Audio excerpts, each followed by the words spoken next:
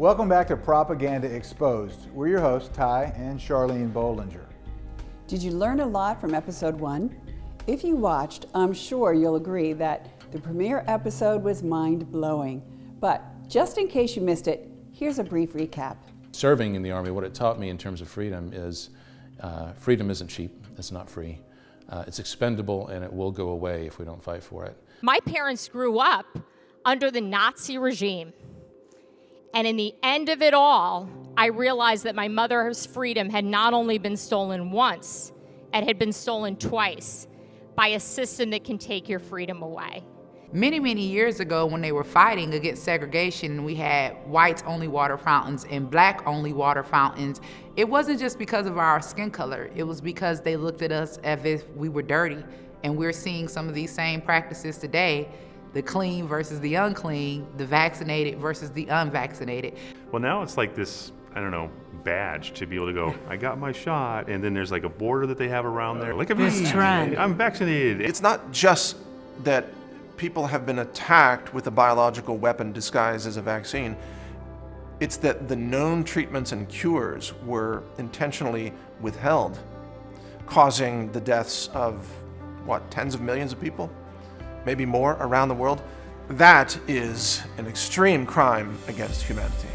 To force someone or to expect someone to take a drug, surgery, a medication, a vaccine, any form of treatment, without giving them the whole picture, without explaining them to what the risks are, and then take away their freedoms if they don't comply with what they're told to do, is comparable to what was done by the Germans.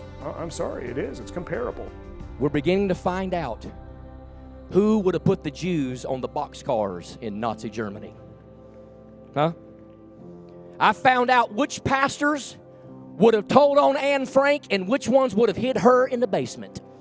People say, why would doctors or nurses or pharmaceutical people or the media or all these people lie to us? I say, well, why did 1 million people work at the concentration camps every single day, go there for work, go home to their families, have dinner, and go the next day? Doing experiments, working people to death, putting people in gas chambers, shooting people en masse, raping and torturing women and children in front of their family. They worked there. The 20 top-selling pharmaceutical drugs, those 4 manufacturers, are drugs that are marketed to treat a disease that is listed as a vaccine side effect on their own products. So those companies are making $50 billion a year selling vaccines. When I was a kid, it was $270 million. Today it's $50 billion. And they're making $500 billion a year selling the drugs that treat those diseases. 2001, some dummy put some explosives in their shoe and tried to get onto an airplane, and 20 years later we're still taking off our shoes at the airport. And so what a lot of people don't understand is these liberties never come back. Freedom of choice in medical decisions is everything. Without that, you have no control over your body or what goes in it, and how did this become our reality? It is the scariest part. You cannot comply your way out of tyranny. Now is the time to stand up. Do as you want, not as you're told by the government. We are one nation under God, with liberty and justice for all. We are not one nation under government, with liberty and justice for those who comply. Country governed by the people, for the people, of the people. It's not a country with big government that tells the people what they can and can't do.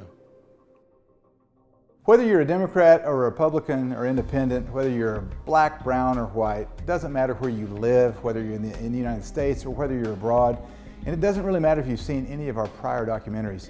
Propaganda Exposed is the most important documentary you're going to see this year, and it might be the most significant film you've ever seen in your entire life. Have you noticed how we are wildly obsessed with killing things that we feel are a threat to us? Whether it's a germ or a virus, a terrorist, or the neighbor next door, we seek to eliminate anything that doesn't agree with us. When it comes to our health, the Western world has largely adopted the germ theory. Going back to around 1860, we learn of a French chemist by the name of Louis Pasteur. He was purported to have developed a theory of disease called the germ theory, which said that one isolated germ of some kind, typically a bacteria at the time, was the cause of any given named disease. So the goal and role of medicine at that time became, how do we find a poison to kill that one particular thing? Of course, in addition to bacteria, now we know of fungal species and viruses, and they are proclaimed to be the sole cause of disease or primary cause of disease. So if you follow this concept of the germ theory closely, every bit of your energy in science and medicine will be to discover new things that can target and eliminate those particular things that they claim are the cause of your disease or pathogen. And this gave rise to, of course, antibiotic drugs and other chemicals and vaccinations as a prevention against specific, as they call them, disease-causing microorganisms. The main problem with the germ theory is that it takes away power from the individual and places that power in the hands of an elite ruling medical class, again, effectively making us victims of whatever they determine is the appropriate intervention or treatment, however toxic, poisonous, dangerous, and even deadly. Does that sound familiar? Obsession with a particular virus? Can anyone say SARS-CoV-2, COVID-19? The germ theory of disease, in other words, blaming sickness on a virus or bacteria or fungus, it fails to recognize the significance of keeping our own innate immune system strong, and it also fails to acknowledge the value of exercise and good dietary choices.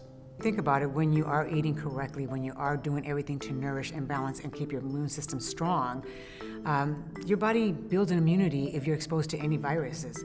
And if you think about it, we are literally surrounded by thousands of viruses on a daily basis. And our immune systems are constantly building immunity to that. And nothing beats your immune system, not your T cells, lifetime immunity. Why a shot?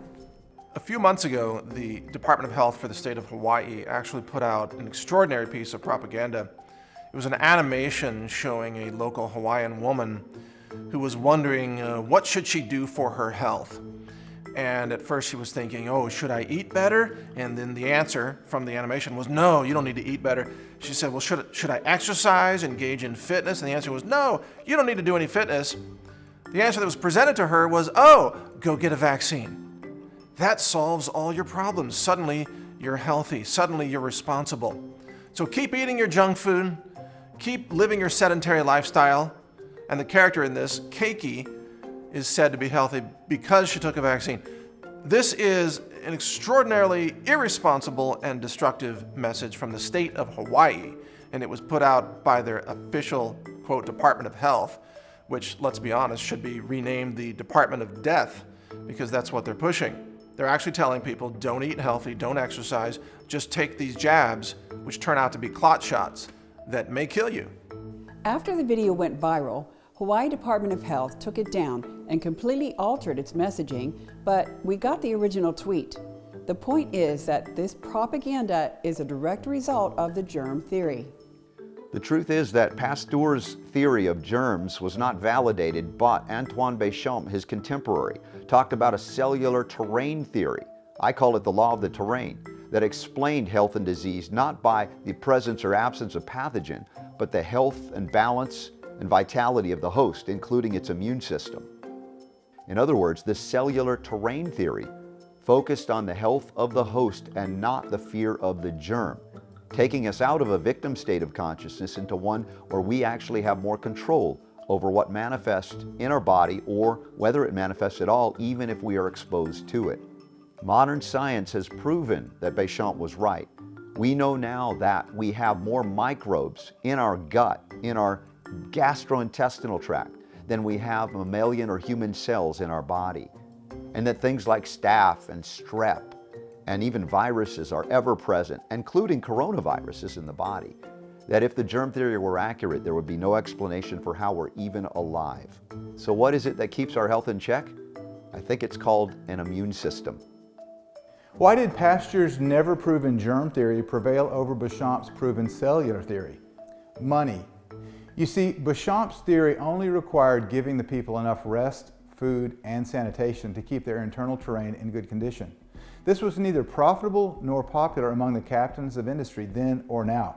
But Pasteur's germ theory asserted that perpetual war raged between our bodies and foreign invaders, and any business person knows that if war means huge profits, perpetual war means perpetually huge profits. War is evil. I mean, what are you making war on exactly? Well, you're making a war on the human beings, but mostly you're making war on their wealth. And what do you commit to a war? You commit your brightest, your strongest, your best looking, your best equipment, your highest evolved equipment, all of this stuff. And the other side has done this too. And they go to war. Why do they go to war? Because they just hate each other naturally? In some cases, yeah, it goes back generationally and they've got problems. But mostly it's all about the Benjamins. Speaking of wars, in 1971, President Nixon declared a war on cancer. But are we really winning this war? Is the cancer industry any closer today than they were then in finding a cure? Why does this perpetual war continue? One of the reasons why this war continues is the money that are being made in this war. And this refers to the treatments, so-called treatments that are being used in cancer, namely chemotherapy and radiation. Chemotherapy uses the most powerful toxins known to humans. And these toxins, of course, are being sold to us as substances that can kill cancer cells. But these substances also annihilate healthy cells in the body, damage its organs, which make the recovery from cancer almost a miracle, impossible. And also the very substances that are being used to fight cancer are cancer-causing chemicals. So instead of eliminating cancer or curbing cancer, we are inducing and generating new cancer. We have to admit that healthcare is a business in America. In fact, there are vested interests in this business of healthcare. It's a $2.7 trillion a year medical industrial complex we have in America. We do not have a medical system. We don't have a health care system. What we're all suffering under right now is a sick care system, a kind of a medical industrial complex. And it exists to generate profits off of the suffering and death of the people that it claims to serve all around the world. And one of the ways that this is enforced is through, of course, monopoly controls of what is allowed to be used as medicine. And that's granted by the FDA and other government regulators in various countries. But big tech plays a huge role in this by censoring information about alternative treatments or lifestyle interventions that would achieve prevention to prevent cancer and diabetes and obesity and degenerative disease and so on. So big tech has been taken over by big pharma, and big media has been infiltrated and bought off by big pharma, and big government now is almost entirely beholden to big pharma. So what we really have right now is not a military industrial complex, it's a medical industrial complex, but just like the military complex, they profit from manufacturing and marketing weapon systems. Except whereas the military wants governments to, say, bomb foreign nations, the medical industrial complex wants governments to poison and assault their own citizens with the vaccines and toxic pharmaceuticals that they make domestically. In other words, America is being carpet bombed by weapons manufacturers who are pretending to be in the business of healthcare. So big tech has actually partnered with big pharma to censor any information about nutrition, prevention, alternative cures, remedies, and so on. Zach Voorhees, one of the whistleblowers from Google, spoke out about this, and he brought attention to the so-called MEDIC update, which essentially blacklisted all information about alternative and natural medicine across Google. And that leads the public to think when they're searching for something like, oh, how do I deal with high blood pressure? They're led to believe that there are only pharmaceutical options. Or with cancer, they're led to believe there's only radiation and surgery and chemotherapy. They can barely find any information on Google about natural cures, or how do you prevent cancer, how do you shrink tumors with medicinal mushrooms, or nutrition, or phytonutrients found in edible herbs and superfoods. It's all been removed from Google. You can't find it anymore. And that's how Google has become not a search engine, not an index of knowledge, but a propaganda machine for what I call anti-knowledge. Google is an anti-knowledge database that seeks to reverse people being informed. It seeks to actually take knowledge away from people so that they remain ignorant. One of the biggest and most egregious examples of censorship was the censorship of these health websites like with Life Hacking, also Dr. Mercola. I saw their traffic drop by 99%. And the graph was just absolutely horrendous.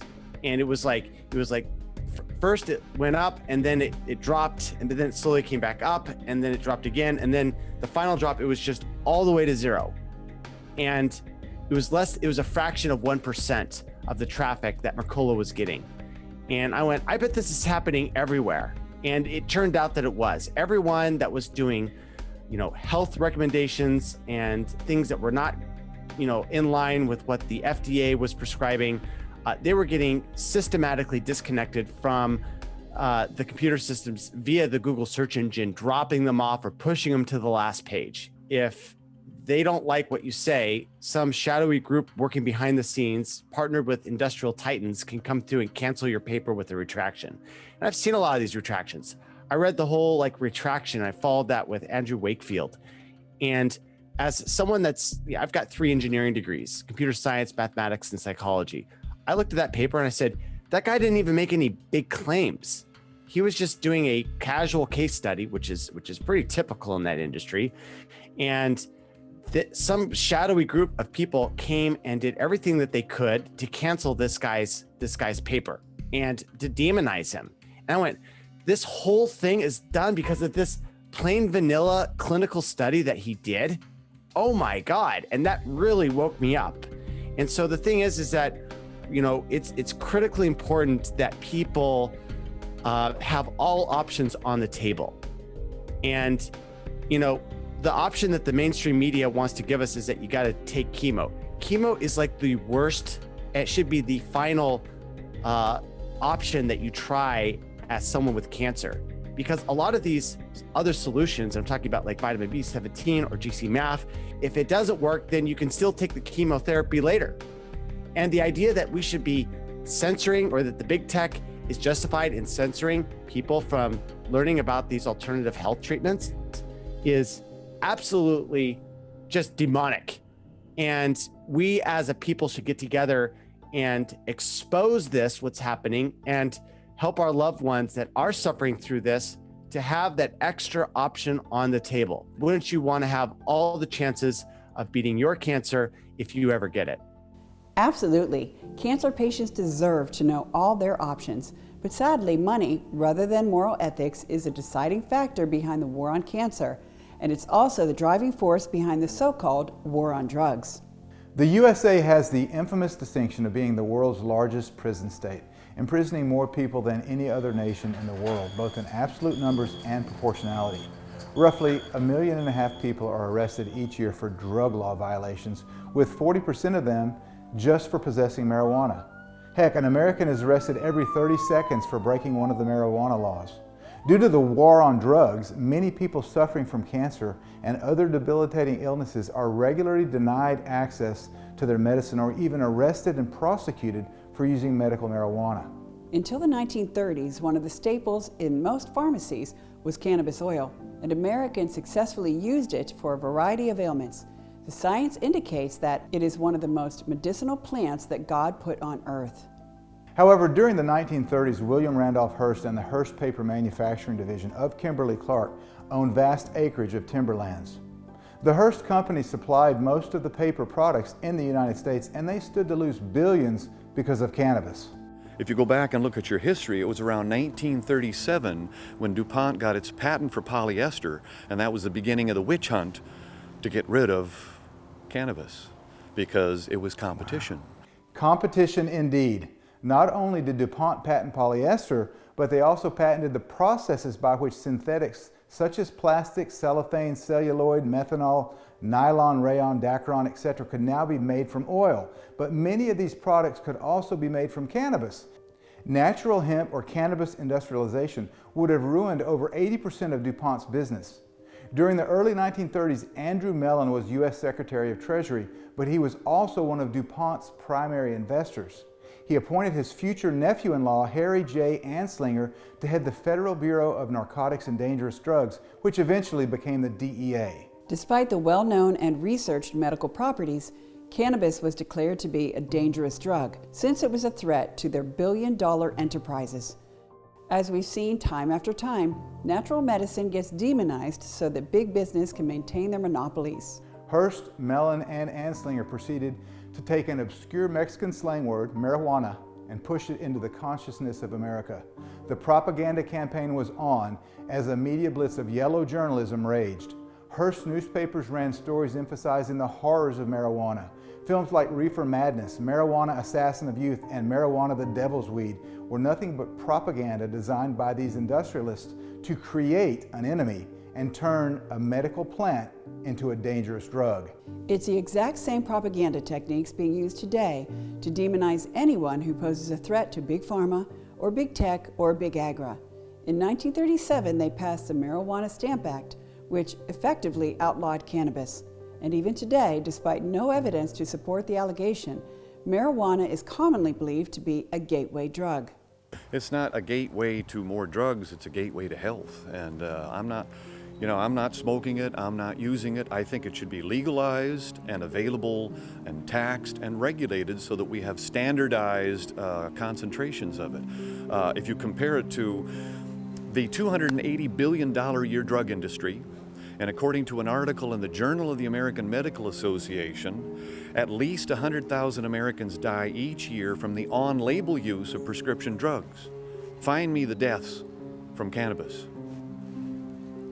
They're not there. They aren't there. Dr. Quillen mentioned 100,000 deaths per year from FDA-approved prescription drugs.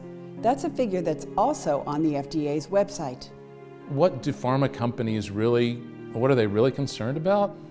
Their stock price and their profit that benefits their stakeholders and shareholders. Do they want to do, are they trying to harm people? No, I don't think they are. I think they're trying to help people, but I think their primary priority is profit.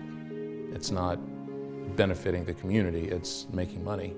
The sad thing is that due to Big Pharma's focus on profits over people, countless millions have likely perished because of the pure propaganda surrounding cannabis and the lack of access to this amazing plant. It's almost too much to go through if we talk about the references that we have here for breast cancer, colorectal cancer, prostate cancer, stomach cancer, skin cancer, leukemia, lymphoma, lung cancer, uterine cancer, thyroid cancer, pancreatic cancer, cervical cancer, mouth cancer, glioma, brain cancer, and biliary tract cancer, biliary. So we've got tremendous amount of scientific research. A 2007 Harvard Medical School study published in Science Daily showed that hemp's THC decreases lung cancer tumors by 50% and significantly reduces the ability of the cancer to metastasize. I mean, this is huge. Again, this is just one of many things.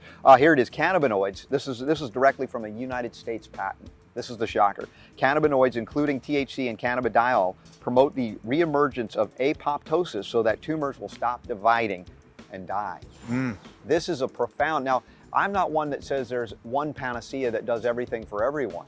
But if there was a plant, to look at one plant that does so many extraordinary things, this cannabis plant, which is sometimes wrongly referred to as marijuana as the slang, or hemp as well, in many forms has so much from a nutritional value, but now we learn more and more about its specific value in reversing cancers that are active, much less in their prevention. It's a plant that God put here, and then all of a sudden the Rockefellers came along and says, you guys, don't use those plants, don't use those fungi. Come over to me, and I'm gonna take the synthetic version of what's in those plants, and they're gonna make a synthetic version of it so they can what? Patent it. And those synthetics are made out of what? Gasoline. They've convinced people to take drugs, which are really synthetic versions of plant-based medicine, in a gasoline form that has multiple side effects. And you know what? I have no self-esteem problems about being a chiropractor, because I look at what those guys do. Those guys are the biggest quacks that ever friggin' existed. Like, dude, quackery! Let's call it what it is! Dr. Billy has never been one to mince words, has he? And he's absolutely correct. Taking a natural molecule and tweaking it and then patenting it in an effort to one-up God is quackery. Interestingly, but not surprisingly, a 2022 study by Oregon State University published in the Journal of Natural Products indicates that cannabis can prevent SARS-CoV-2, the virus that allegedly causes COVID-19, from entering human cells.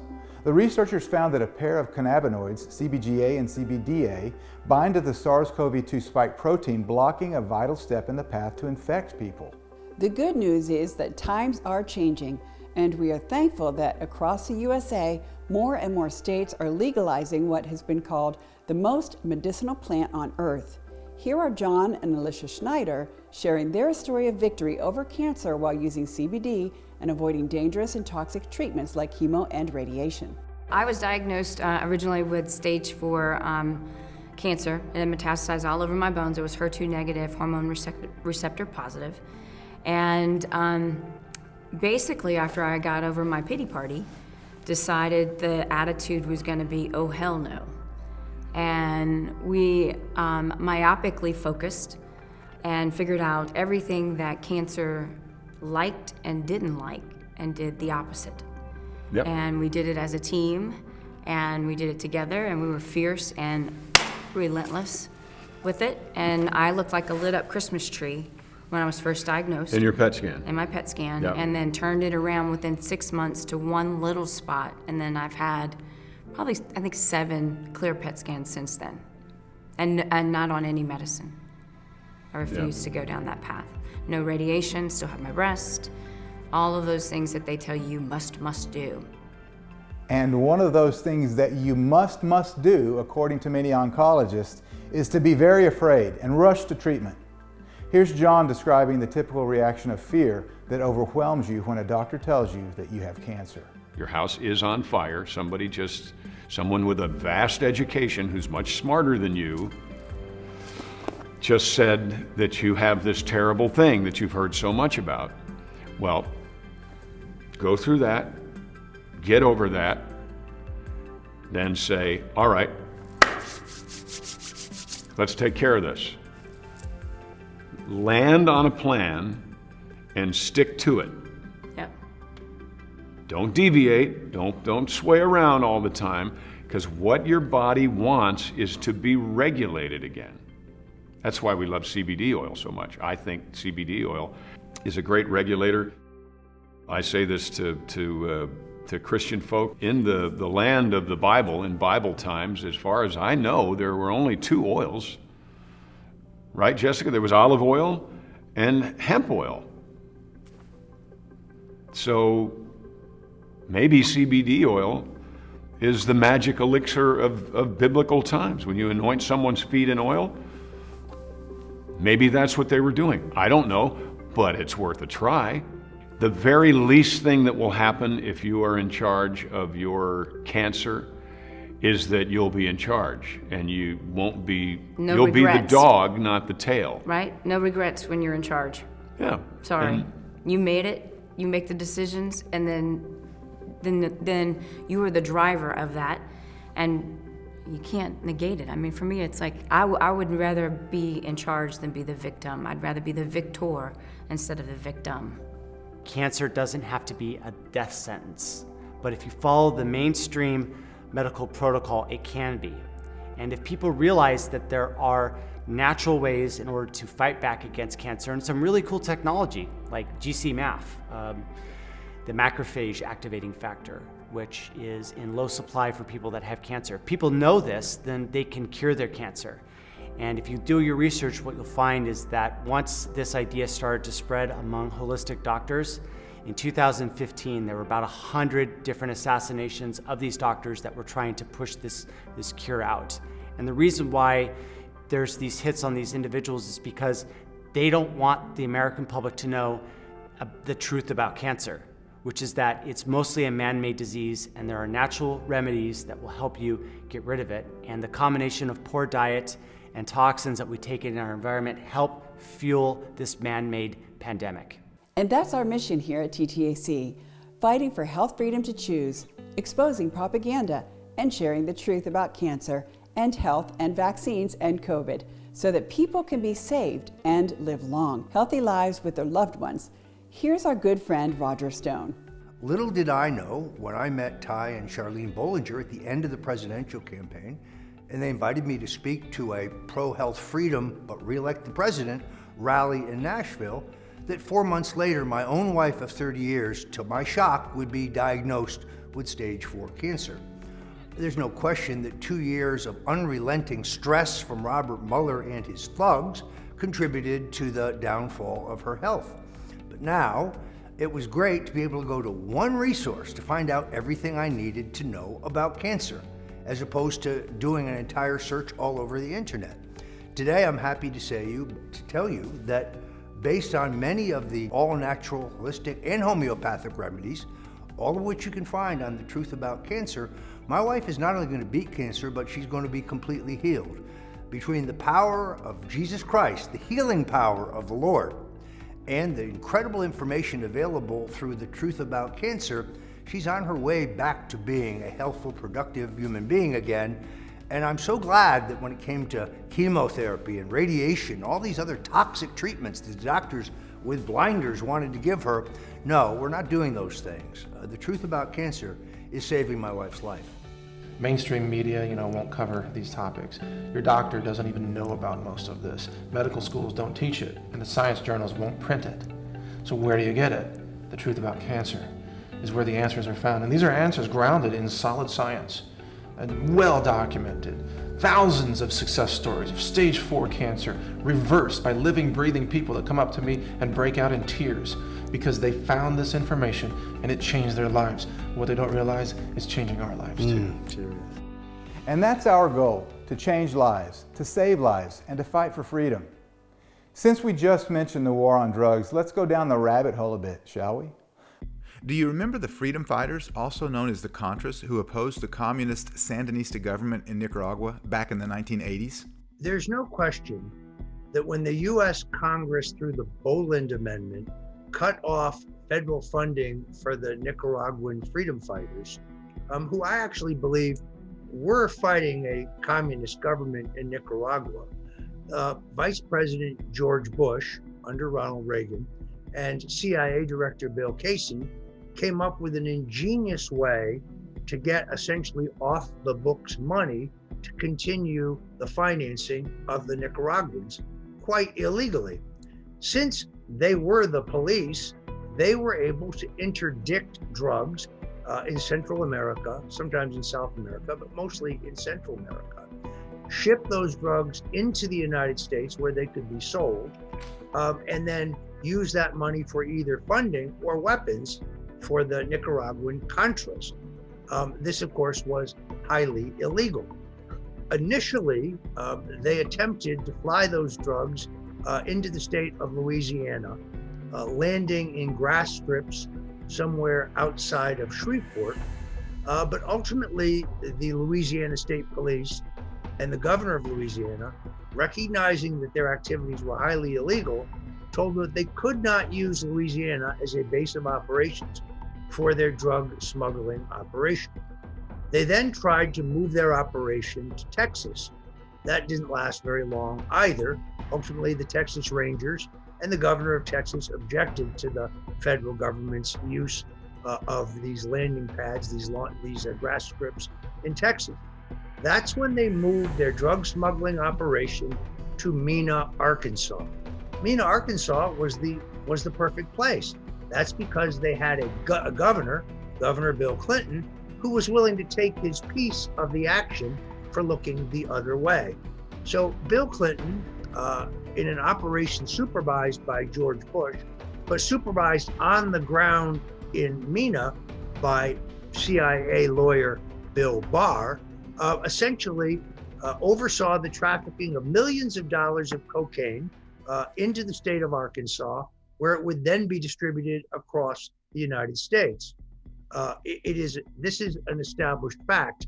There's a very rare book, which is hard to find, called Barry and the Boys, which I commend to you.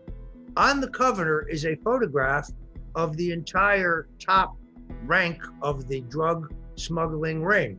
And there you can see the smiling picture of none other than future Attorney General Bill Barr. Have you seen American Made with Tom Cruise? In this movie, Cruise plays Barry Seal, a pilot who worked for the CIA and who is said to have smuggled between $3 billion to $5 billion worth of cocaine into the United States. He was brutally murdered in 1986 in Baton Rouge. Ever seen the movie Kill the Messenger with Jeremy Renner? He played Gary Webb, who wrote Dark Alliance and exposed the fact that the CIA created crack cocaine and sold it to the Crips and the Bloods in order to fund the Nicaraguan Contras. A few years later, Gary Webb turned up dead with 2 bullets in his head, and they called it suicide. Let's talk about another strange death surrounding the drug trade, specifically poppy, which is used to make opium and morphine. Do you remember Pat Tillman? You know, the star NFL football player? He was making a 7-figure salary with the Arizona Cardinals. And when 9/11 happened, the day after those terrorist attacks, he announced he was going to enlist in the military. After 9/11, Tillman joined the military and eventually became an Army Ranger, and tragically, in 2004, he was shot and killed in Afghanistan in what was called a friendly fire accident, which was very, very suspicious, to say the least. Tillman was heavily affected by the 9/11 attacks. Let's just say the official story about the events of 9/11 don't pass the smell test, and there are dozens of anomalies. But we'll just quickly ask you one question. How many buildings fell in New York City on 9/11? A 2014 study of over 1,000 Americans revealed that 53% believe that only 2 buildings fell. But the correct answer is 3. World Trade Center 1, World Trade Center 2, and World Trade Center 7. World Trade Center 7 was a 47-story building that was not hit by a plane, yet it collapsed at near free fall speed around 5:20 p.m. on 9/11. On February 9, 2009 in Beijing, China, the Mandarin Oriental Hotel, a 44-story building, was reportedly set ablaze accidentally by fireworks. The fire burned throughout the night and early morning for approximately 10 hours, with giant flames reaching 30 feet above the roof. Most of the building was gutted, yet there was no collapse, and photos of the building the next day showed the steel fully intact, although it burned throughout the night. Then in 2017, the Grenfell Tower in England burned for 60 hours, but it did not collapse. Why? Because open-air fires don't get hot enough to melt steel. It's simple physics, folks. It's what enables a beautiful phenomenon which we all love. It's called cooking on an open fire. But on 9/11, World Trade Center 7 collapsed at free fall speed after just a few isolated fires burned for less than 6 hours. Did they use cardboard rather than steel when they built this building? I still remember that day. Ty was working in downtown Pittsburgh, and the entire city was in panic after the videos from New York City began to be broadcast. On September 11, 2001, many reports by the mainstream media, including Dan Rather, indicated that this was the 3rd building that looked like it was deliberately destroyed by well-placed dynamite to knock it down. What you're seeing are high shots. Now, here we're going to show you a videotape of the collapse itself. Describe that. Now we go to videotape, the collapse of this building.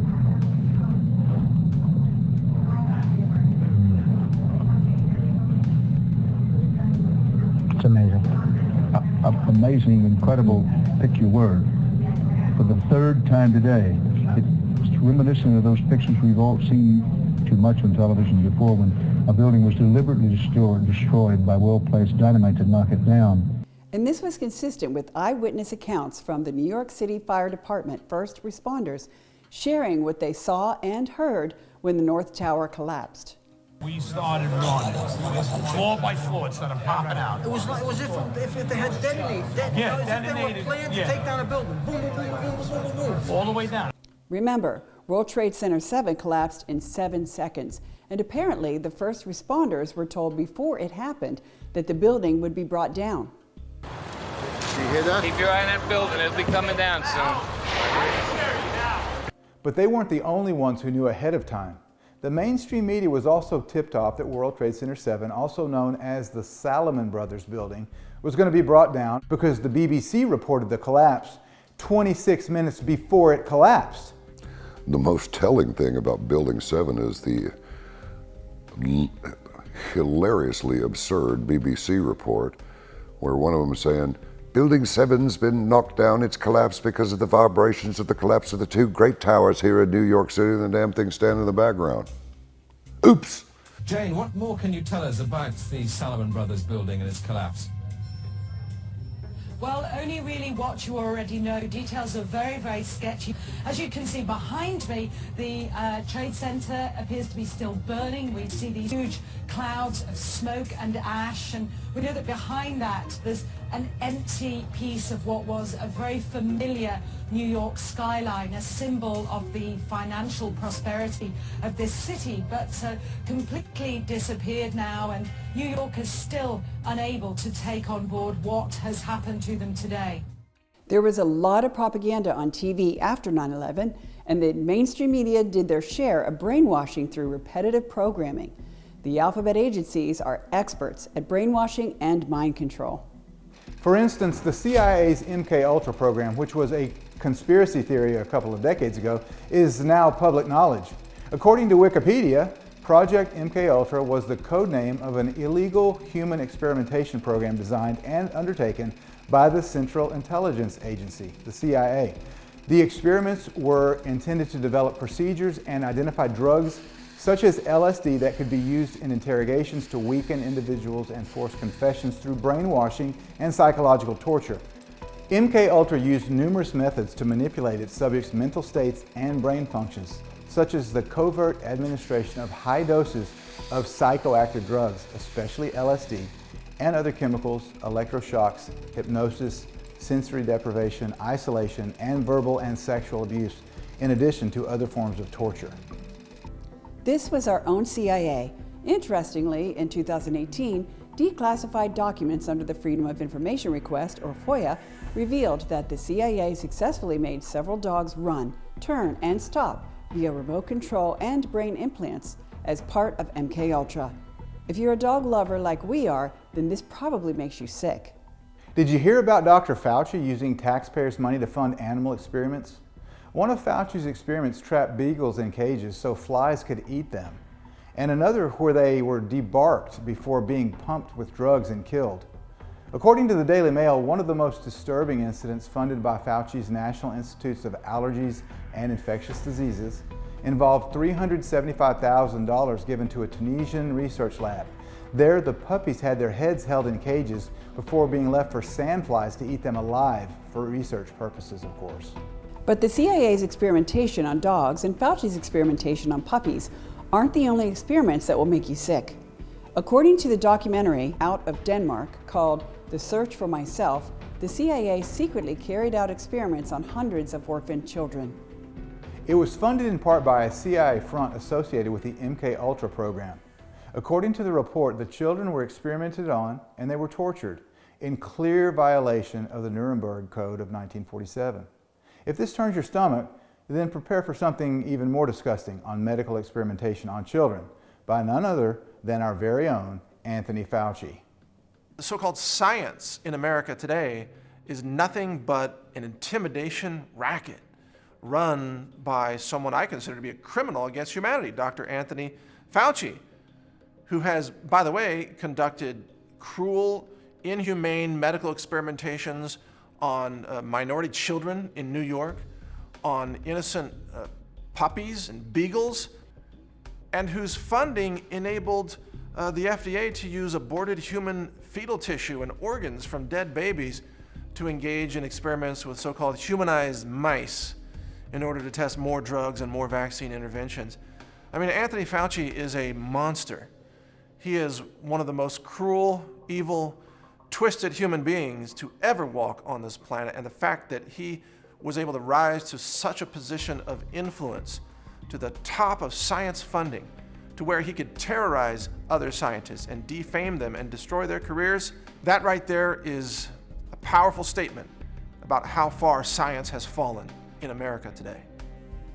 In his 2004 BBC documentary, Guinea Pig Kids, reporter Jamie Doran revealed that children involved in the New York City foster care system were innocent human test subjects in experimental AIDS drug trials beginning in 1988. Fauci experimented on minority children in New York, funding experiments on AIDS drugs for pregnant women, experiments that resulted in the mass death of hundreds of minority children who were buried in mass graves that you can still visit today. The media says nothing about that. New York's Child Welfare Department used vulnerable and underprivileged children under its care as lab rats to test toxic AIDS drug like AZT, as well as experimental AIDS vaccines.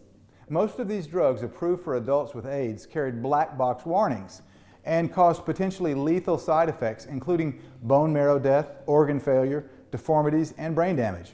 Most of the children were black, Hispanic, and poor, often born to drug-addicted mothers. At least 80 children died over the course of these clinical trials.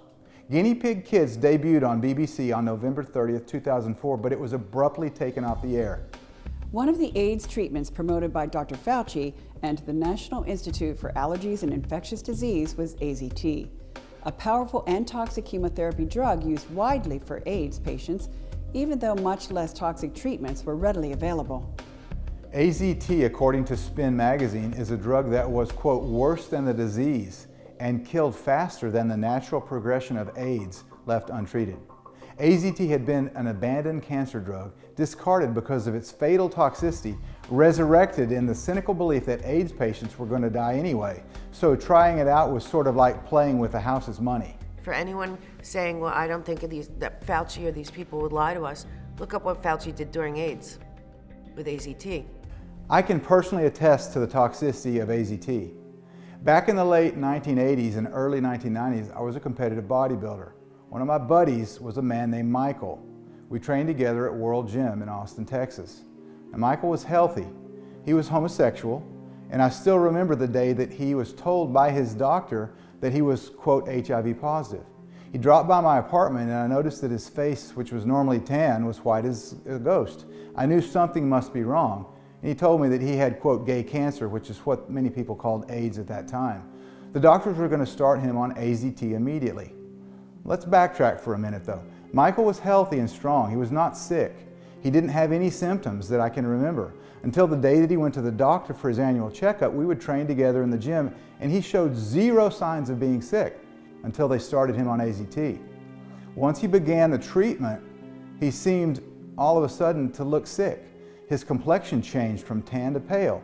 His face became emaciated and his body began to shrivel up. I can still remember this very vividly. And in my heart, I knew something was wrong, but I was still too naive to understand, or I wouldn't let myself believe that they were actually killing him with the treatment. Michael died within 3 months of beginning treatment. My friend, a previously healthy 30-year-old man, was gone. He died alone in a hospital room, less than 100 pounds is what he weighed, with his liver destroyed. I can still recall the night that he died. Here's Kary Mullis, Nobel laureate in chemistry 1993, describing why he began questioning the HIV/AIDS link. And I looked around, I asked a couple of virologists at that company, and they said, no, you don't have to reference. I said, I have to reference that because I don't know where that came from. How do I know that? And it turned out that nobody knew it. There wasn't a scientific reference, like a paper that somebody had submitted with like experimental data in it and like logical discussion and said, here's how come we know that HIV is the probable cause of AIDS. There was nothing out there like that, nothing. And I was getting really freaked about that. That's when I first started saying, they don't know. Nobody really knows. This whole thing is a big sham. To this day, there is still no scientific evidence that proves HIV is the cause of AIDS, and that there are many problems, in fact, with these things called HIV tests. Now, this doesn't mean that AIDS doesn't exist. Immune deficiency and immune collapse is very, very real. But the problem we are facing is the reliance on tests that have no valid standard, or in the case of HIV tests, they are so cross-reactive and non-specific as they test proteins that exist in every human on the planet. So that if you do not dilute the blood of those taking these tests to such a degree, there will be 100% positivity as a result of an HIV test. These tests are highly subjective. In order to determine whether a test is a false positive or a real positive, a false negative or a real negative, they have to ask questions subjectively about your status as a human being. Are you gay? Are you straight? Are you white? Are you black? Are you married? Are you single? Do you live in a shanty in Africa? Or do you live in a high-rise apartment in a wealthy city? That makes no sense when you talk about objective medical tests. Clearly, if this can cross-react to 100 different things, including pregnancy, it is not a test that can be relied upon. Manufacturers of the HIV tests do not even claim that they work. Here are some disclaimers from the manufacturers themselves. The Abbott Labs insert states, quote, "At present there is no recognized standard for establishing the presence or absence of antibodies to HIV-1 or 2 in human blood," while the Roche Lab insert states that the Amplicor HIV-1 test is, quote, "not intended to be used as a screening test for HIV-1 or as a diagnostic test to confirm the presence of HIV-1 infection." What? Are you serious? The tests to determine if someone has HIV are not designed to be used to determine if someone has HIV? This is absurd. My PhD thesis in 1992 showed that HIV didn't cause AIDS. If you could keep the immune system, the innate immune system, functioning in a healthy way, that work led to what we now know is the development of therapies and changing the way we treated AIDS, so that now we no longer hear about AIDS, even though maybe 6 million Americans are infected with HIV. So it's very relevant in COVID because SARS-CoV-2 doesn't cause COVID. And we know that because 99.97% of the people with any evidence of infection, sequences or whatever evidence of infection, aren't sick. So the infection is not a disease. So my whole career has been under the single hypothesis that we could educate the immune system to prevent and treat infectious disease and cancer. Dr. Mikovits asserted that SARS-CoV-2 does not cause COVID. We'll come back to that in a minute, but first, a recent report out of the UK indicates that the triple vaccinated are actually getting AIDS, acquired immune deficiency syndrome, and they are acquiring it from the vaccine. An in-depth investigation of 5 months' worth of official UK government data published by the UK Health Security Agency confirms what we've been saying for 2 years. COVID-19 boosters provide a false sense of security and a very short-lived immunity at best before decimating the immune system. To reiterate, the data strongly suggests that the COVID-19 vaccinated population are developing some new form of COVID-19 related AIDS. Check out the report from the last 3 weeks of 2021. As we can see in the data, in every group, the effectiveness of the boosters was waning, and in every group had negative effectiveness. In other words, the immune systems of the fully vaccinated are worse off than if they had never gotten the jab. The vaccines are creating immune deficiency, also known as AIDS. People's immune systems are utterly decimated by these vaccines to where they have virtually no immune function over a period of several months. And then when they get more boosters, then the vaccine effectiveness, which is called the VE number, goes negative to the point where people who have been vaccinated, not only do they have no immune function, they are now more susceptible to other infections than someone who was not vaccinated at all. Here's a video of the mainstream media news coverage that followed this brand new data, which suggests that COVID vaccine is actually causing AIDS. Is this not newsworthy? I guess there's only so much time that the mainstream media can devote to informing the viewers that the COVID vaccine is actually causing some new type of AIDS. It's certainly not as important as interviewing the pink-haired, tattooed, multiple-pierced trans kindergarten teacher who's upset because her 5-year-old students aren't using the proper pronouns. That's why we do what we do, because the mainstream media will not cover these topics. Isn't it fascinating that COVID was the first, quote, pandemic where people didn't know they were sick until they got tested with a PCR test? A test that we now know is scientifically fraudulent, that is incapable of diagnosing people with any health condition or any infection or any pandemic. You think about it, in every other so-called pandemic, people, they knew they were sick because they were symptomatic, and then they could be diagnosed as having some pathogen circulating in their body, but only because they were showing symptoms. They were actively shedding viruses, or they were actively sick and they were showing all these symptoms. Under COVID, we didn't really have a pandemic. We had a case-demic, where so-called cases were announced based on this fraudulent PCR testing. The truth is that the PCR test for COVID, much like the HIV test, is virtually useless. We've been saying this for 2 years and we're called nut jobs because of it. But now the CDC agrees. It's about time. Inventor of the PCR test, Kary Mullis, won a Nobel Peace Prize in 1993 for its far-reaching impact on the world of virology, microbiology, and so much more. The PCR test can detect almost anything microbial, no matter how tiny, but it cannot determine how much of the microbe is in there. Therein lies the crux of the controversy inherent in diagnosing COVID-19 cases using the PCR test. And with PCR, if you do it well, you can find almost anything in anybody.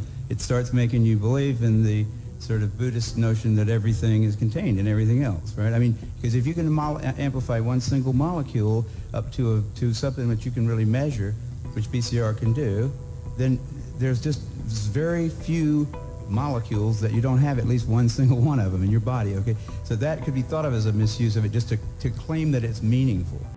And PCR is incapable of giving you a quantitative answer. In other words, PCR can't tell you how much of something that you have. And if you don't know how much of something you have, including a virus nanoparticle, you can't be diagnosed with an infection, especially if you're asymptomatic. So the entire premise of this pandemic was fraudulent from day one. And they used PCR tests to terrorize the public with fake science, trying to convince people they were sick, when in fact, they were perfectly well, there was nothing wrong with them, and in most cases, they didn't even have these virus particles circulating in their bodies. The PCR test was simply cranked up with the cycle thresholds in order to produce a pandemic of false positives. Is it possible that the useless PCR testing, which consistently results in significantly large numbers of false positives for asymptomatic people and frequently misdiagnosed as COVID cases, is still being used in order to create fear and coerce people into getting vaccinated, even though we now know that the vaccine does not stop the spread? The mainstream media has been caught over and over spreading inaccuracies about the COVID vaccine. Here's what we've been told all along. Now we know that the vaccines work well enough that the virus stops with every vaccinated person. A vaccinated person gets exposed to the virus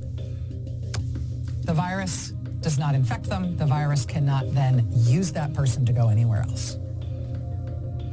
It cannot use a vaccinated person as a host to go get more people. Oops, that was vaccine disinfo. We know that vaccinated people can and do spread COVID. Are the social media giants going to ban Rachel Maddow for spreading disinformation? Not likely. You think they'll ban Joe Biden for spreading the same disinformation? Everybody talks about freedom and not to have a shot or have a test. Well, guess what? So how about patriotism?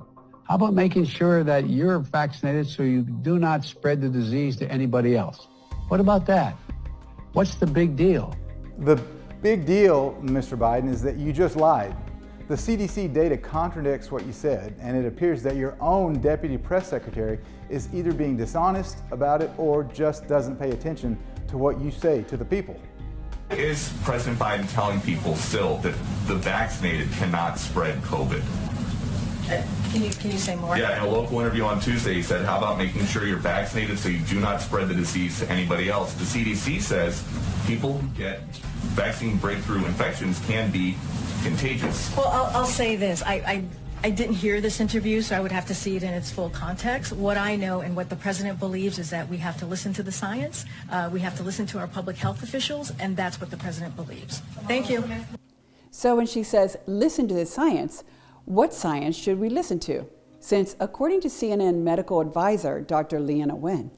Also, the science has changed. To be clear, it's okay for the science to change. Science changes all the time. But this goes against the science is settled mantra about vaccines. This concept goes all the way back to high school science class. Science is never settled. If you've ever taken a science class, the first day in science, what they teach you is science is never settled.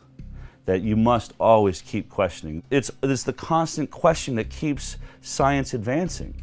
And when you hear this statement from almost every politician and every scientist, all the way down to Sanjay Gupta, you know, who we all trust, the science is settled. That's the least scientific statement you could ever make. It's not settled. It can't be settled. That statement is anti-science by definition. Was the science settled when Ignaz Semmelweis said, wash your hands between surgery, and he was considered a lunatic and was basically thrown into an insane asylum and murdered for advocating washing of your hands? This is what at that time, medical zealots, if you will, were doing to people who did not agree with the mainstream line of thinking. It's very dangerous if you didn't agree with the mainstream line of thinking, and it's exactly what we're seeing now. That's so true. Of course, we all must listen to Fauci, since he is science. Here's what he recently said on Face the Nation in November 2021.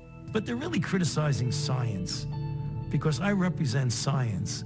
Since Fauci equals science, we know he's never been wrong and he's never lied to the American people, right? Fauci has never been a purveyor of propaganda and lies, has he? Well, back in the 1980s, he perpetrated the lie that HIV or AIDS could be spread by close contact, and it terrified everyone. And then he pivoted a short time later to say that, oh, maybe it can't be spread by close contact. But by then, the genie was out of the bottle, and everybody was running scared from one another, especially people who had the scarlet letter of a positive HIV test or were claimed to have AIDS. We're seeing virtually as the months go by other groups that can be involved, and seeing it in children is really quite disturbing.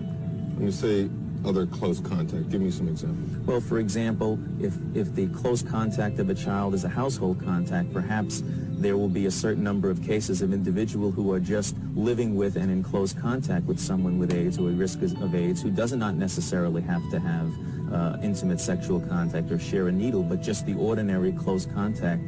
So we shouldn't be surprised when Fauci makes statements like this on Face the Nation. When you get vaccinated, you not only protect your own health, that of the family, but also you contribute to the community health by preventing the spread of the virus throughout the community. In other words, you become a dead end to the virus. Of course, as we already mentioned, the CDC has made it clear that the vaccinated can and do quite often spread COVID. So you do not become a, quote, dead end to the virus, which Fauci claimed. But not only does the vaccine not stop the spread of COVID, it actually has been shown to enhance the disease. While Fauci and big pharma companies like Pfizer try to convince the public that there are few side effects and that the long-term health problems related to the vaccine are extremely unlikely, their actual research and confidential documents tell a vastly different tale. In November 2021, Pfizer's confidential COVID-19 vaccine risk management plan for the EU was released. On page 107, they note that there had been 1,427 adverse events involving vaccine-associated enhanced disease, or VAED, of which 88.4% were serious and 21.8% died. We've been saying this for over 2 years now, folks, that the vaccine was going to enhance the disease. We talked about this exact topic with Bobby Kennedy on a roundtable in April of 2020. And now, after millions have been vaccinated, we now know that VAED is not misinformation and that it is possible that the vaccine actually causes COVID-19 symptoms, which they started calling breakthrough cases rather than calling them vaccine-caused cases. As a matter of fact, there have been so many breakthrough cases on Broadway that they've had to cancel many shows. At least 6 Broadway shows are canceling performances over breakthrough cases. Now keep in mind, the cast and crew members are all vaccinated. Breaking news today on Broadway, COVID cases cancel Aladdin just 24 hours after the musical reopened. This is what's astonishing, is at a global level, the so-called intellectual leaders of the realm of science, they threw their own reputations overboard in order to lie to the public and cover up the truth about interventions that could have saved lives. And in doing so, now that this has come out, I think they've destroyed the very pillars of the institution of science itself. I think that no rational, informed person can ever trust the so-called science again. You can't trust so-called medicine, you can't trust medical journals, you can't trust the government regulators, you can't trust the media, big tech, or the vaccine manufacturers. They all lied, and they all did it deliberately. We just saw a video of Fauci in May of 2021 stating that the vaccine would stop the virus from spreading, which is not true. But a year before that interview, in March of 2020, Fauci described the possibility of a vaccine inducing vaccine-associated enhanced disease. There's safety associated. Does the vaccine make you worse? And there are diseases in which you vaccinate someone, they get infected with what you're trying to protect them with, and you actually enhance the infection. What happens with certain types of respiratory virus vaccines, you get immunized, and then when you get actually exposed to the virus, you get this kind of paradoxical immune enhancement phenomenon. We started developing coronavirus vaccines, and our colleagues, we noticed in laboratory animals that they started to show some of the same immune pathology that resembled what had happened 50 years earlier. So we said, oh my God, this is going to be problematic. This is problematic. It's problematic for those of you who have been lying to the entire world, telling everyone that the COVID vaccine is safe and effective, when the vaccine can actually enhance the disease and it does not stop the spread. I think we need to have a reset. I think we need to reset back to a place where we start over and say, you know what? I'm not going to take anyone for their word. I'm going to just go ahead and assume that everyone out there may be lying to me. And it doesn't matter what their credentials are. It doesn't matter if they have a white lab coat on or if they're the President of the United States. I'm going to move forward with the assumption that they have an agenda that is not mine and that I can listen to what they have to say. But then I'm going to demand to see the evidence of what they're saying and pursue that evidence. If Tony Fauci is saying something, then he should be able to provide the data behind that. In light of Dell's suggestion to assume that everyone is lying to you until you see the data, let's examine the relatively new HIV variant, which the mainstream media began pushing back in February. So now the media and the medical industrial complex is pushing this cover story of new HIV variants, and you're supposed to be very afraid of them. This is just a cover story for the fact that the vaccines are destroying people's immune systems. The vaccines are giving people essentially vaccine-induced AIDS, or what's sometimes called VAIDS.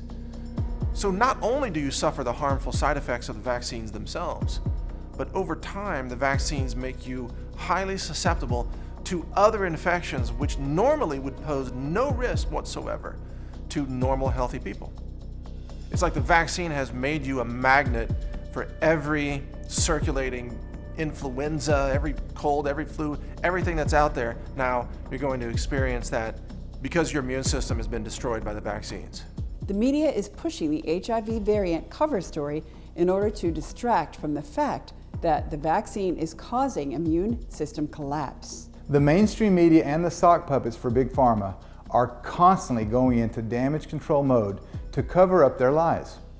Here's Surgeon General Vivek Murthy trying to dispel what he calls a COVID vaccine myth. One of the biggest obstacles we have right now to getting through this pandemic is the challenge of health misinformation. Here's some common myths that are not true. There's a myth out there that the COVID vaccine causes COVID. It does not.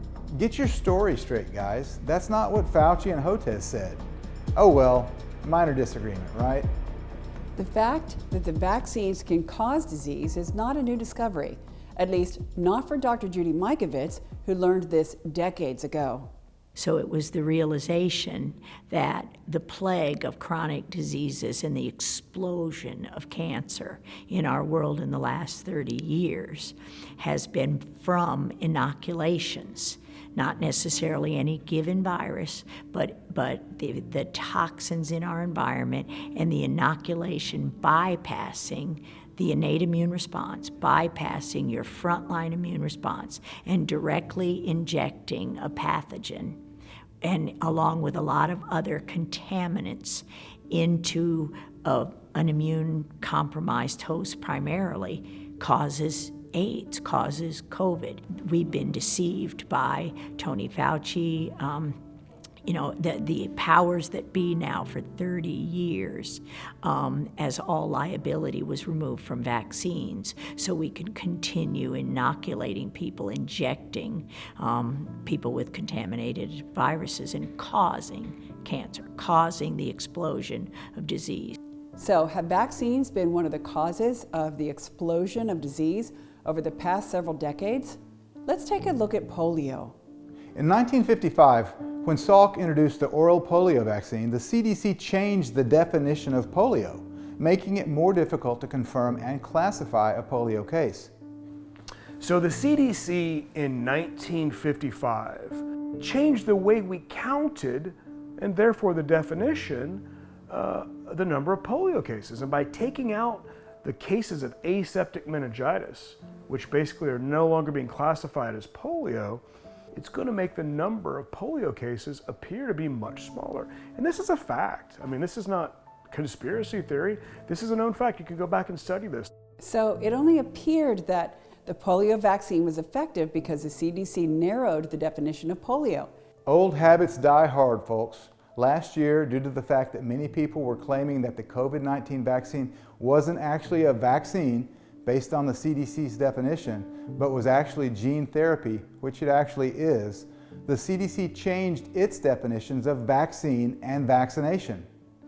Using the Wayback Machine Internet Archive, we can see the pre-2021 definitions of vaccine and vaccination, and they both include the phrase produce immunity. Now, check out the CDC's new definition of vaccine, a preparation that is used to stimulate the body's immune response against diseases. The phrase produce immunity has been removed. And the new definition of vaccination is the act of introducing a vaccine into the body to produce protection to a specific disease. The phrase produce immunity has been removed. Internal CDC emails revealed that they were concerned about how the COVID-19 vaccines did not match their own definition of vaccine and vaccination. In this email, the CDC's lead health communication specialist proposed changes to the definition of vaccine. In her own words, quote, "I need to update this page, Immunization Basics, CDC, since these definitions are outdated and being used by some to say COVID-19 vaccines are not vaccines per CDC's own definition," end quote. That was August 19th, 2021. Less than 2 weeks later, voila, the definitions were changed to fix this little problem the CDC was having. There you have it, affirmative action for Big Pharma, propaganda at its finest. Edward Bernays would be proud. Congratulations to all the vaccine skeptics out there. You raised enough concerns that the CDC went and tried to change reality again, just like they did with the polio vaccine. Most people are not aware of the fact that the polio vaccine, the Sabin vaccine, is actually contaminated with SV40, which has monkey virus and cells in it, and it's known to cause cancer. Cancer exploded, and it exploded right when SV40 was introduced into the American population by the polio vaccine and some of the other vaccines that they had. It was a monkey virus. The S in SV40 stands for Symbian, which means monkey, and it's an oncological virus that causes cancer. And this is not like a conspiracy theory, this is conspiracy fact. And it's been admitted. You can see many different videos where the scientists themselves said, yeah, we knew that it was infecting a lot of people, but we didn't want to, kick the hornet's nest. So now I gotta have something, that's gonna attract attention. So I thought, gee, that damn SV40, that virus has got to be in vaccines. And it's gotta be in Sabin's vaccine, so I quickly tested it. Sure enough, it was in there. So anyway, I went down and talked to him, and I said, well, why are you concerned about it? I said, well, I'll tell you what. I said, I have a feeling in my bones that this virus is different. I don't know why to tell you this, but I've been around biology a long time. I just think this virus may have some long-term effects. And he said, what? I said, well, cancer. And Hillerman's suspicions about cancer were right. In 1960, an NIH scientist, Bernice Eddy, found that rhesus monkey kidney cells that were used to produce the inactivated Salk vaccine caused cancer when they were injected into hamsters. Dr. Bernice Eddy worked at the NIH, and in the 1950s, right around the year, she was given the job of looking for safety of the vaccine. And what she noticed when she was injecting hamsters with it is that they were developing tumors. That was one of the problems. And then in monkeys, she was noticing that they were becoming paralyzed and dying. So she actually noticed two problems. But when it comes to the cancer aspect, that's different than the paralysis aspect, because she was one of the first to notice that there were live viruses in the vaccine that were still causing paralysis, but nobody listened to her. So she noticed these tumors were occurring at the injection site and also distally in the lungs and the kidneys after injection.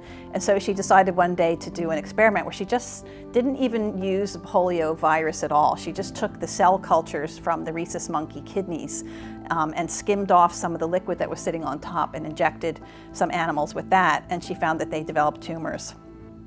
And then she took some of the material from that tumor and injected it into other generations and found that each time 100% of these animals developed tumors. And it was really interesting to me because as a kidney specialist, as a nephrologist, to learn about this virus, SV40, I actually only learned about it after I had left my conventional job in 2011. And I thought, well, this is so interesting that I never knew about any of the amazing research that was done in 1962, where they actually knew that this virus, this simian virus 40, which was the 40th virus that was found in these cultures that came from monkeys, actually was able to transform normal cells into cancer cells. The oral polio vaccine campaigns introduced this virus into literally millions of people unawares. And even today, I, for one, likely have SV40 in my body because my mom received the vaccine. So it gets passed down transgenerationally, even though I didn't receive that vaccine. So it stays in our body. It's passed down into future generations, potentially forever. And that is one of the sort of Pandora's box events that occurred in the history of vaccination. Fast forward to the 1990s.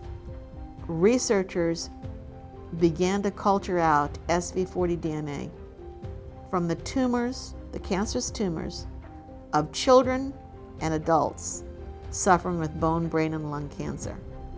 SV40 DNA. They made an association between the contaminated polio vaccines and the SV40 DNA that they're culturing out. Independent labs across the world confirmed SV40 DNA in these cancers. But SV40 isn't the only animal virus that's been found in the vaccine supply. Dr. Judy Mikovits is a scientist who worked for the National Cancer Institute for almost 3 decades when they began to find XMRV in vaccines.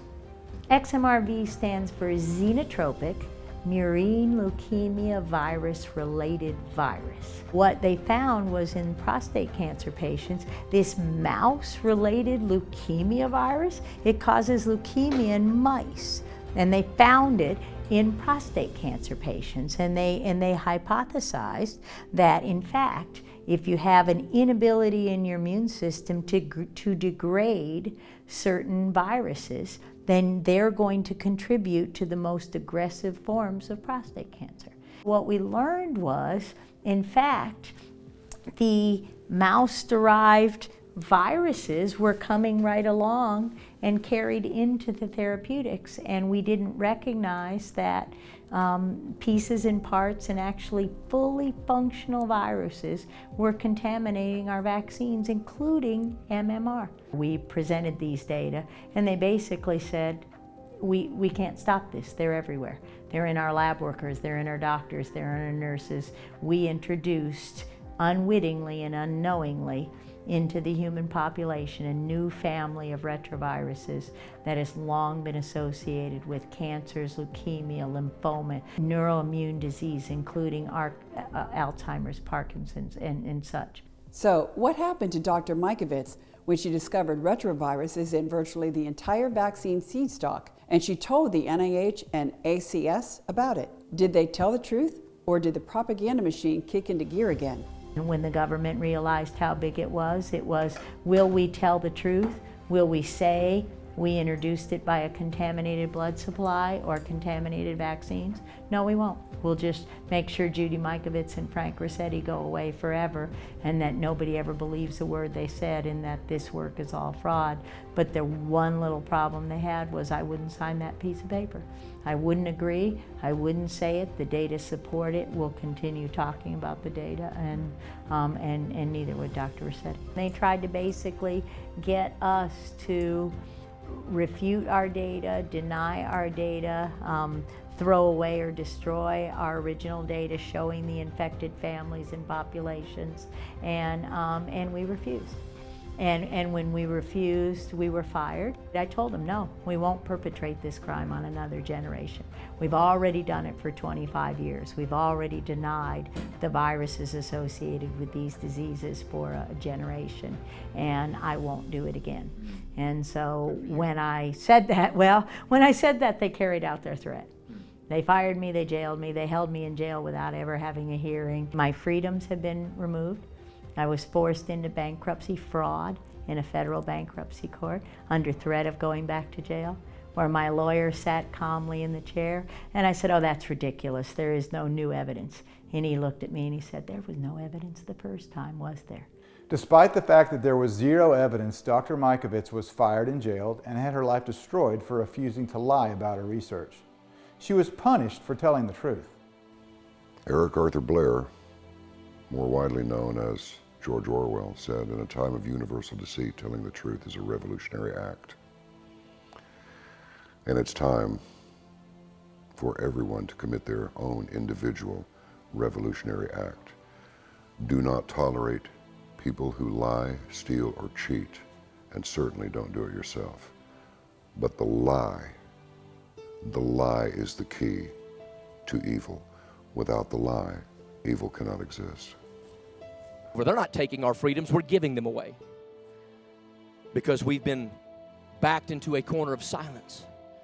We're afraid of what they're going to do. We're afraid of what they're going to say. And I admire so many of you because you're at a crossroads to make a choice in a job that you've loved for a very, very long time. Some of you are not getting invited back to your family reunions. The day we lose autonomy and authority over our own bodies is the day humanity dies. I don't care how much training somebody else may or may not have. I am the one in charge of my body. I'm the one that's supposed to make decisions about what is right for me and my health. There's many things that are out there that might prolong somebody's life, but it's a question of, is that what they're willing to take, or is that the quality of life that they want? It is up to us to have that freedom, and we have better stand up and stand strong on that right now, or it will be taken away from us. If you think about it, if this country would, or this environment would let people know that there are options to facing your cancer, like Germany does, like Israel does, like Mexico does, there wouldn't be a need for a program like The Truth About Cancer. It's literally in the title. We're not being told the truth. Exactly. If we were free to choose, they wouldn't take children away from the parents when the parents choose to do something differently. Absolutely. Medical tyranny. The body's the only thing that's really truly yours, and as Madison said, conscience is the most important of our civil rights, our fundamental rights. And so you have to own that. You have to exercise your conscience rights rather than deferring even to a doctor. You can take his or her advice, but never defer to them just because they wear a white coat, and certainly never defer to the so-called experts. C.S. Lewis said that tyranny doesn't always come with the men with the guns. It comes most seriously from people in suits behind the desk. Remember the words of Thomas Jefferson, "Rebellion to tyrants is obedience to God." I think it was Thomas Jefferson said that, you know, if a law is unjust, not only do you have the right to disobey it, you're obligated to do so. We are in a situation where a product is being forced on innocent people in order to be employed, innocent people in order to be in the military or to work in a hospital or to work in a restaurant. And that is an unprecedented moment in history. And then they're going to bring, you know, tracking systems like vaccine passports now being attempted in New York and in California. That is tyranny, and that is the total destruction of everything that our founding fathers dreamt about, everything that is written in our Constitution and our Declaration of Independence. When any government, doesn't matter Republican, Democrat, Libertarian, Liberal, whatever you want to call it, anytime a politician decides that they control your body and your choices, they have lost their way. And it is absolutely important that we reveal that we do what is necessary to stop that process. And I'm not calling for any type of violence. I am calling for the civil resistance to unjust decisions. So the most important thing that we can do today in this country as Americans and around the world is to stand up by the millions. Employ civil disobedience, which obviously was given to us as a constitutional right for one reason, to keep us from having to become violent in overthrowing tyrannical governments. Civil disobedience works. How? When you bring the power of the human consciousness and a thought process that we're going to take no more, that conscious thought sets into this quantum realm we call our universe or God's creation, an energy frequency that becomes an oppressive force to these lower frequency individuals who are bringing tyranny and death on America and the world. That frequency is being as high as it is, it causes a retreat. These people are in fight or flight mode every day of their lives. Typically now, because they've never had a fight ever, they've done this to humanity with impunity. This is the first time they've had a fight. That's why they've been driven into the open with a spotlight on them, so the whole world can see what this Khazarian Mafia cabal power has done to humanity. They can't hide it anymore. So much so that they're willing to come out in the open, basically murder us in broad daylight, and try to deal with the aftermath of that after they win. They'd rather do that than lose and be done anyways.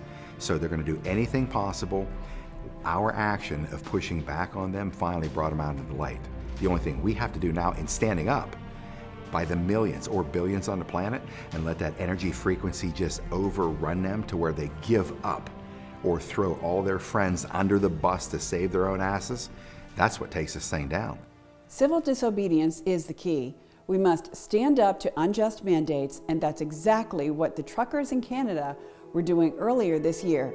We are so thankful for those truckers and our freedom-loving neighbors to the north.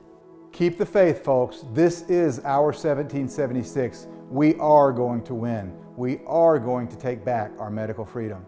Well, there's a quote by Howard Zinn, and this was during the Vietnam War, with this spirit, and he said, we don't have to engage in acts, grand heroic acts, to participate in this change. Small acts, when multiplied by millions, can change the world.